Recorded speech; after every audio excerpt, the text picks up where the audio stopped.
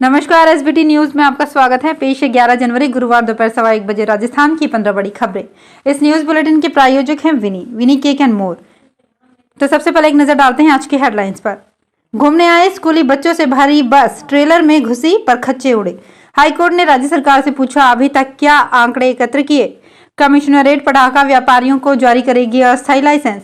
कांग्रेस कब करेगी नेता प्रतिपक्ष के नाम का ऐलान। और 27 को बिहार के बेतिया में जनसभा को संबोधित करेंगे पीएम मोदी। और अब खबरें विस्तार से। गुजरात के मेहसाणा से राजस्थान में स्कूल टूर पर आए बच्चों से भरी बस गुरुवार सुबह राजस्थान के पाली जिले में दुर्घटनाग्रस्त हो गई। दो बसों में 50 से भी ज्यादा बच्चे और स्कूल स्टाफ मौजूद था। आज सवेरे पाली जिले के सुमेरपुर इलाके में यह हादसा हुआ है। सुमेरपुर पुलिस थाना ने बताया कि स्कूली बसों को जोधपुर जैसलमेर घुमाने के लिए ले जा रही एक स्कूल बस ट्रेलर से टकरा गई। हादसे में 2 स्कूल स्टाफ की मौत हो गई और 12 जने गंभीर रूप से घायल हो गए। हादसे में मेहसाणा के 60 साल के प्रकाश और 35 साल के विपुल चौधरी की मौत हो गई। राजस्थान के कोचिंग सेंटर्स में पढ़ने वाले स्टूडेंट्स के सुसाइड रोकने के लिए राज्य सरकार सहित अन्य पक्षकारों की ओर से की गई कार्यवाही का ब्यौरा हाईकोर्ट ने 15 जनवरी तक मांगा है। साथ ही राष्ट्रीय बाल अधिकार संरक्षण आयोग व सीबीएसई से पूछा है कि उन्होंने अभी तक क्या आंकड़े एकत्रित किए हैं। इसके साथ ही सीबीएसई ये भी बताए कि उसने कोचिंग संस्थाओं के डमी स्कूलों पर भी क्या कार्यवाही की है। एक्टिंग सीजे एमएम श्रीवास्तव और जस्टिस शुभा मेहता की खंडपीठ ने यह आदेश कोटा की कोचिंग संस्थानों में सुसाइड मामलों पर लिए स्वप्रेरित प्रसंज्ञान मामले में बुधवार को दिया। सुनवाई के दौरान खंडपीठ ने मौखिक तौर पर कहा कि यदि एजी नहीं है तो राज्य सरकार की ओर से कोई दूसरे सीनियर एडवोकेट पैरवी के लिए पेश हों।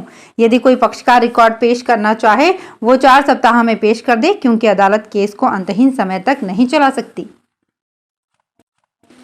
22 जनवरी को अयोध्या में हो रही रामलला की प्राण प्रतिष्ठा के दौरान घर घर होने वाले दीपोत्सव के साथ साथ लोग आतिशबाजी भी करेंगे। ऐसे में जयपुर कमिश्नरेट ने पटाखा व्यापारियों को अस्थायी लाइसेंस देने का निर्णय लिया है। इस संबंध में एडिशनल कमिश्नर कुंवर राष्ट्रदीप ने आदेश जारी कर 13 जनवरी तक पटाखा व्यापारियों से आवेदन मांगे हैं। ये लाइसेंस 18 से 23 जनवरी तक पटाखा बेचने के लिए मान्य होंगे।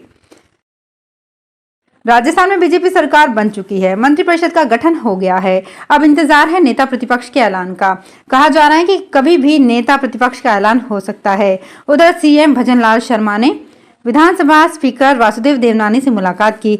बताया जा रहा है कि दोनों के बीच विधानसभा सत्र लेकर चर्चा हुई है। रिपोर्ट के अनुसार राजस्थान में 19 जनवरी से विधानसभा सत्र की शुरुआत हो रही है। ऐसे में सभी की नजरें कांग्रेस नेता प्रतिपक्ष की घोषणा कब होगी इस पर टिकी हैं। प्रधानमंत्री नरेंद्र मोदी इस महीने बिहार के दौरे पर आने वाले हैं। वे 27 जनवरी को बेतिया में आएंगे, जहां वो एक बड़ी जनसभा को संबोधित करेंगे। पीएम मोदी का ये कार्यक्रम बेतिया के सुगौली में होना है, जिसके लिए पार्टी स्तर से तैयारी भी शुरू कर दी गई है। पीएम मोदी सुगौली में एक बड़ी जनसभा को संबोधित करेंगे। आपको बता दें कि 4 महीने बाद ही लोकसभा के चुनाव होने हैं। ऐसे में बीजेपी ने बिहार समेत सभी राज्यों में अपनी तैयारियां शुरू कर दी है। पीएम का बिहार दौरा भी चुनाव की तैयारी से जोड़कर देखा जा रहा है। देश में जल्द होने वाले लोकसभा चुनाव की तैयारी के मामले में भाजपा विपक्षी गठबंधन इंडिया से काफी आगे निकलती हुई दिख रही है। विपक्षी गठबंधन इंडिया में शामिल घटक दलों के बीच विभिन्न राज्यों में सीटों को लेकर खींचतान चल रही है, तो दूसरी ओर भाजपा ने अपनी चुनावी रणनीति को अमली जामा पहनाना शुरू कर दिया है। माना जा रहा है कि पार्टी के उम्मीदवारों की पहली सूची इसी महीने के आखिर में घोषित कर सकती है। पार्टी 70 वर्ष से अधिक उम्र वाले नेताओं का टिकट काटने पर भी विचार कर रही है, जब तक कि वे पार्टी के लिए अपरिहार्य न हो। पहली सूची में प्रधानमंत्री नरेंद्र मोदी, गृह मंत्री अमित शाह और रक्षा मंत्री राजनाथ सिंह सरीखे दिग्गजों के नाम घोषित किए जा सकते हैं। बीकानेर राज परिवार में विधायक सिद्धि कुमारी और उनकी बुआ के बीच चल रहा प्रॉपर्टी विवाद बढ़ता जा रहा है। सिद्धि कुमारी की ओर से बुआ समेत उनके स्टाफ के खिलाफ मामला दर्ज होने के बाद पहली बार राज्यश्री ने पलटवार करते हुए इसका जवाब दिया है। वे बोली, पहले तो मैं ये कहना चाहती हूँ कि मैं किसी की पत्नी नहीं हूँ। दरअसल सिद्धि कुमारी ने एफआईआर में राज्यश्री के साथ उनके पूर्व पति मयूर ध्वज सिंह गोहिल का नाम भी जोड़ा था। इसी का जवाब देते हुए उन्होंने कहा, मेरा 1996 में तलाक हो चुका है और सिंगल लेडी हूँ। राजस्थान के सरकारी और निजी स्कूलों में अध्ययनरत छात्र छात्राओं की 8वीं और 5वीं बोर्ड परीक्षा के ऑनलाइन आवेदन 12 जनवरी से शुरू होंगे। पंजीयक शिक्षा विभागीय परीक्षा राजस्थान बीकानेर ने इस संबंध में दिशा निर्देश जारी कर दिए हैं। बोर्ड परीक्षा में शामिल होने वाले अभ्यर्थियों को ऑनलाइन आवेदन करने के लिए 20 दिन का समय दिया गया है। आवेदन की अंतिम तिथि 31 जनवरी निर्धारित की गई है। समस्त सरकारी और निजी स्कूलों सहित संस्कृत विद्यालय एवं मदरसों के संस्था प्रधान शाला दर्पण पोर्टल के जरिए नियमित विद्यार्थियों के ऑनलाइन आवेदन पत्र निर्धारित तिथि तक भर सकेंगे। राजस्थान विधानसभा चुनाव का रिजल्ट 3 दिसंबर को आ चुका था। चित्तौड़गढ़ विधानसभा से निर्दलीय के रूप में चंद्रभान सिंह ने जीत हासिल की है। निर्दलीय चुनाव लड़ने के दौरान उन्हें प्रेशर कुकर का चुनाव चिन्ह अलॉट हुआ था। आज सुबह अमावस्या के दिन मंगला आरती के दौरान दंपति श्री सांवलिया जी मंदिर पहुंचे और चांदी से बना प्रेशर कुकर भेंट किया। चुनाव में जीत हासिल करने पर विधायक ने अपनी मन्नत पूरी की। ये चांदी का प्रेशर कुकर बस्सी के सुनार से बनवाया गया है।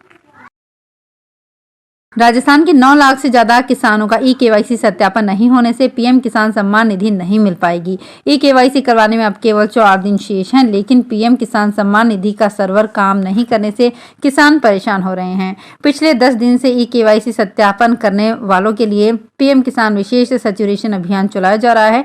प्रदेश में 80,46,000 किसान हैं। इसमें से 66,92,000 किसान ही पीएम किसान सम्मान निधि के दायरे में आ रहे हैं। बाड़मेर हाई स्कूल के बास्केटबॉल मैदान में बीते 4 दिनों से देश भर के खिलाड़ियों के मैच चल रहे हैं। प्रतियोगिता में अब नॉकआउट मैच गुरुवार शाम को शुरू होंगे। 67वीं नेशनल स्कूल गेम्स के तहत 14 साल गर्ल्स वर्ग बास्केटबॉल टूर्नामेंट के तीसरे दिन बुधवार को 12 टीमों के बीच रोमांचक व कड़े मुकाबले हुए।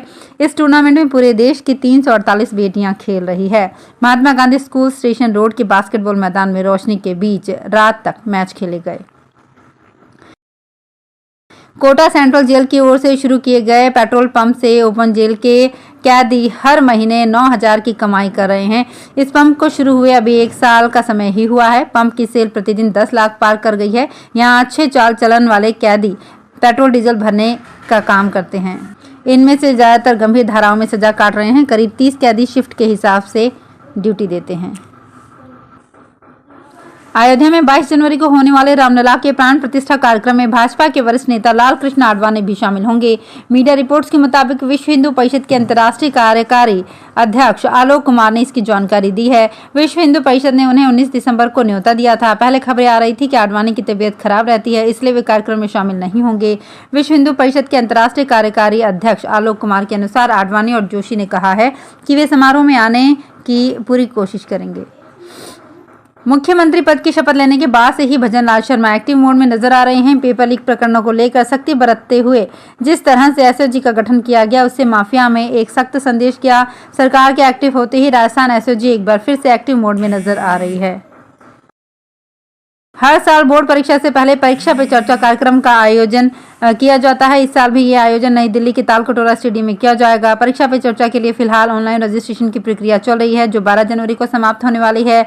ऐसे में इस प्रोग्राम के लिए आवेदन करने के इच्छुक छात्र छात्राएं, पेरेंट्स और टीचर्स आधिकारिक वेबसाइट पर जाकर ऑनलाइन आवेदन कर सकते हैं। तो फिलहाल इस बुलेटिन में इतना ही। फिर हाजिर होंगे कुछ और बड़ी खबरों के साथ।